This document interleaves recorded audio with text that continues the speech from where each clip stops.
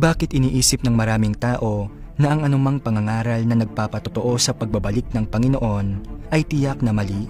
Ito ay dahil natatakot silang malinlang ng mga huwad na Kristo at ng mga huwad na propeta.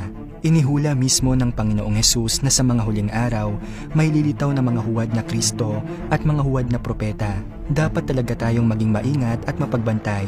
Gayunpaman, upang maiwasang mailigaw ng mga huwad na Kristo, kung tatanggi tayong makinig, maghanap o suriin ang anumang patotoo ng pagbabalik ng Panginoon at maghihintay na lamang na ma-rapture, talaga bang magagarantiya natin na tatanggapin natin ang Panginoon? Ang pag-iingat ba laban sa mga huwad na Kristo ang pinakamahalagang bagay sa pagtanggap sa Panginoon? Hindi. Dapat tayong matutong umunawa.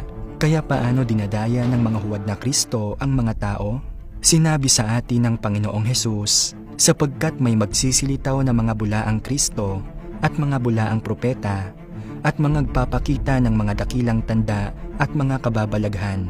Ano pat ililigaw kung maaari pati ng mga hirang. Ang pagsasagawa ng mga mahimalang tanda at kababalaghan, ito ang pangunahing katangian ng mga huwad na Kristo. Ang mga huwad na Kristo ay nagpapanggap bilang Kristo, ngunit ang kanilang diwa ay ang dyablo na si Satanas. Maaaring ipahayag ni Kristo ang katotohanan at tubusin, linisin ang sangkatauhan, ngunit maipapahayag ba ng dyablo na si Satanas ang katotohanan? Maililigtas ba nito ang mga tao? Talagang hindi. Ang mga huwad na Kristo ay hindi makapagpahayag ng katotohanan, hindi makapagliligtas ng mga tao, lalong hindi maaakay ang mga tao sa kaharian ng langit. Maaari lamang nilang gayahin ang gawain na ginawa ng Panginoong Hesus na gumagawa ng ilang mga himala at mga palatandaan upang sambahin at sundin sila ng mga tao. Ang ilang mga tao naman ay naniniwala at nalinlang. Mga kapatid, kailangan lang nating tandaan ang isang prinsipyo. Ang tunay na Kristo lamang ang katotohanan, ang daan at ang buhay.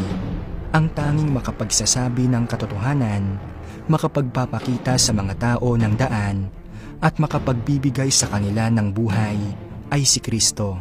Kung naiintindihan mo ang prinsipyong ito, matatakot ka ba bang malinlang ng mga huwad na Kristo? Ngayon, ang ilan ay nagpapatotoo na ang Panginoon ay nagbalik na. Handa ka bang aktibong maghanap at mag-imbestiga? Kung gayon, mangyaring tumugon ng Amen.